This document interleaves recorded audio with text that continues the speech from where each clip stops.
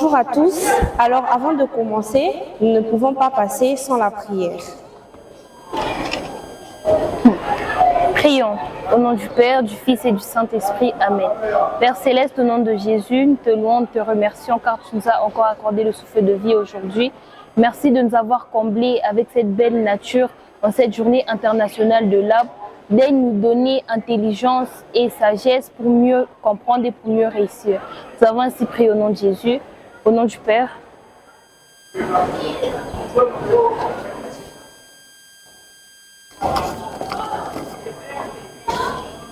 Pour l'âme de la petite sœur de Sangwa, afin que l'Éternel l'accorde la bienvenue dans son royaume, pour Sangwa lui-même encore à l'hôpital, que l'Éternel l'accorde la guérison, pour ses parents qui sont livrés à ces diverses épreuves, que l'Éternel leur donne la force, le courage et leur bénisse, et pour Dany de la 3e commerciale encore malade, que l'Éternel l'accorde également la guérison. Amen. Bonjour Marceliens, Marceliennes, je vous espère tous bien portants. Alors aujourd'hui, nous célébrons la journée internationale de l'arbre et rapidement, je passe la parole à l'animatrice, son Excellence, Madame la vice-ministre du genre santé et environnement, Sansa Lamanoka. Attentivement, suivons-la. Bonjour Marceliens et Marceliennes, je vous espère tous bien portants. Moi, c'est la vice-ministre du genre santé et environnement, Sansa Lamanoka Rachel. Aujourd'hui, je me tiens devant vous pour modérer cette tribune spéciale qui a pour thème l'imprescriptibilité de l'arbre dans la vie quotidienne. Alors, sans plus tarder, je passe le micro à son Excellence, Madame la ministre du genre santé et environnement, Bekaban Lutusi Christiane, afin qu'elle nous présente son exposé relatif à la journée internationale de l'arbre. Bonjour à tous. Pour cette journée internationale de l'arbre, notre thème l'imputrescibilité de l'arbre dans la vie quotidienne. Ce qui est imputrescible, c'est ce qui ne peut pas pourrir. L'imputrescibilité de l'arbre désigne la capacité naturelle de son bois à résister à la pourriture et à la décomposition, même en présence d'humidité, d'insectes et de champignons. Cela signifie que certains types de bois ne se détériorent pas facilement, ce qui les rend durables, solides et résistants dans le temps. C'est une qualité très recherchée pour la construction, la fabrication de meubles et d'objets artisanaux. L'arbre, depuis la nuit de temps, est un élément indispensable à la vie humaine. Elle joue plusieurs rôles vitaux dans notre environnement, tant sur le plan écologique qu'économique. Parmi les qualités remarquables, on trouve l'imputrescibilité de certaines essences de bois, c'est-à-dire leur capacité à résister à la pourriture, ce qui le rend précieuse dans notre vie quotidienne. Chers amis, parlons de l'arbre non seulement comme un symbole de vie, mais aussi comme un pilier de durabilité.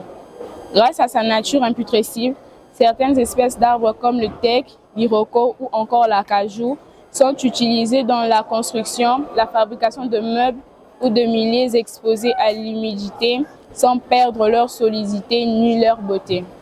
L'arbre est ainsi une richesse naturelle que nous devons valoriser et protéger. L'importance de l'imputrescibilité de l'arbre dans la vie quotidienne. 1. Durabilité de matériaux.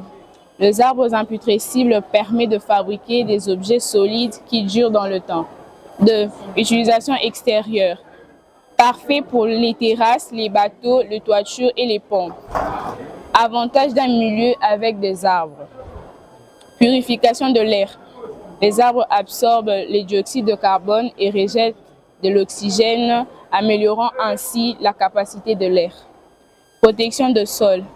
Leurs racines retiennent la terre, empêchant l'érosion et maintiennent la fertilité du sol. Les arbres apportent de la fraîcheur, réduisent la température et participent à la régulation du cycle de l'eau. Ils abritent de nombreuses espèces animales et végétales. Avec un arbre, nous pouvons avoir du bois, de fruits, de feuilles médicinales et tant d'autres éléments utilisés dans la vie quotidienne. Un environnement arboré est plus apaisant, propice à la détente et à la santé mentale. L'imputrescibilité de l'arbre désigne la capacité naturelle de son bois à résister à la pourriture et à la décomposition, même en présence d'humidité, d'insectes ou de champignons. Cela signifie que certains types de bois ne se détériorent pas facilement, ce qui les rend durables, solides et résistants dans le temps. C'est une qualité très recherchée pour la construction, la fabrication de meubles ou d'objets artisanaux. Ces arbres sont une source de revenus pour de nombreux artisans et commerçants. Les matériaux durables réduisent la déforestation excessive. Les avantages d'un milieu sans arbres: dégradation de sol par l'érosion, réchauffement climatique plus intense, disparition de certaines espèces animales, moins de production d'oxygène, plus de pollution, perte de ressources naturelles essentielles à l'artisanat et à la construction. Chers tous, préserver les arbres, c'est préserver la vie. L'imputrescibilité de certaines essences est une preuve que la nature nous offre de trésors solides et durables. Soyons reconnaissants envers ces géants silencieux et engageons-nous à le protéger pour les générations futures. Merci.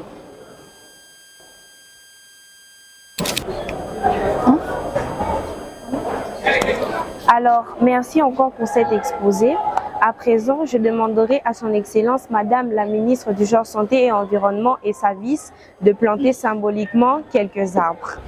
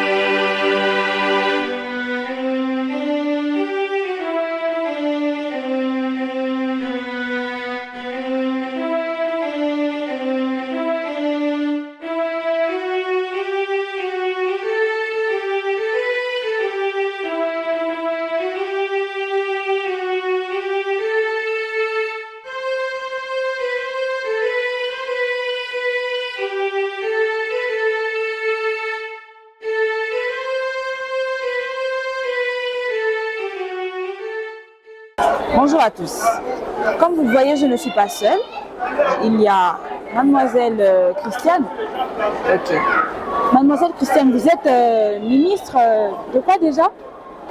Bonjour, je suis la ministre du Genre, Santé et Environnement ici au complexe scolaire Marcela Mobaki.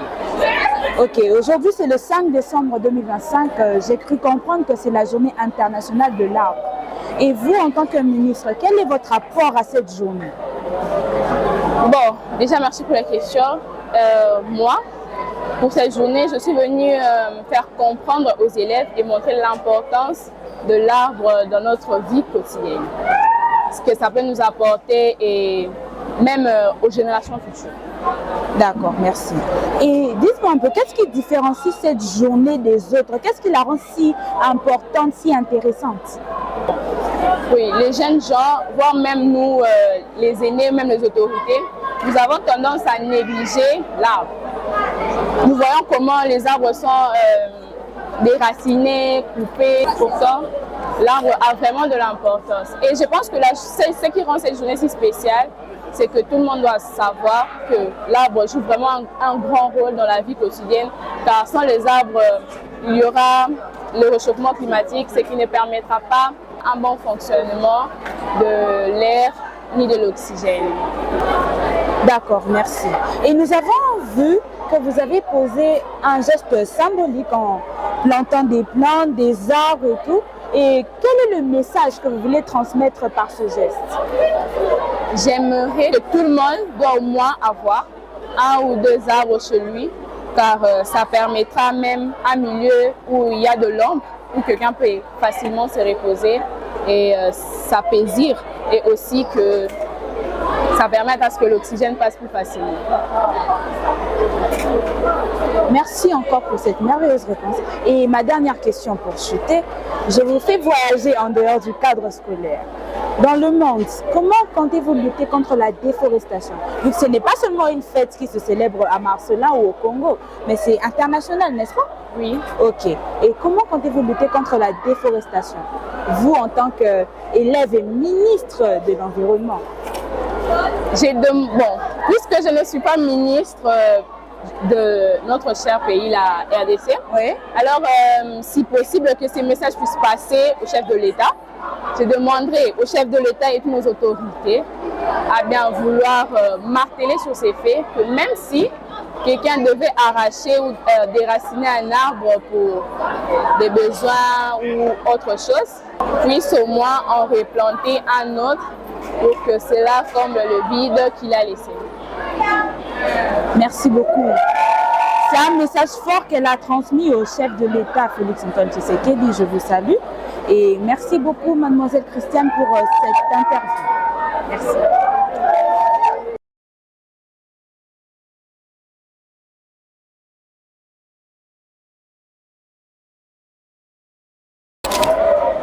Merci. À présent, je suis accompagnée d'une autre personne. Elle va se présenter. Comment on vous appelle et qui êtes-vous ici à Marcellin? Je m'appelle Santala Mano-Karachel, je suis la vice-ministre du genre, santé et environnement. Nous avons constaté, vous et la ministre de l'Environnement, mademoiselle Christiane, vous avez posé un geste fort, symbolique, en plantant des arbres. Comme je l'ai demandé à mademoiselle Christiane, le message que vous voulez transmettre, c'est quoi? Le message qu'on veut transmettre à Marcellin, et que moi, depuis que je suis à Marcellin, je n'ai jamais vu des journées comme ça de 5. En tout cas, c'était un peu comme un tabou. Et cette année, on a un peu essayé parce que l'arbre joue un rôle essentiel dans la vie quotidienne, l'alimentation, la construction et tout ça.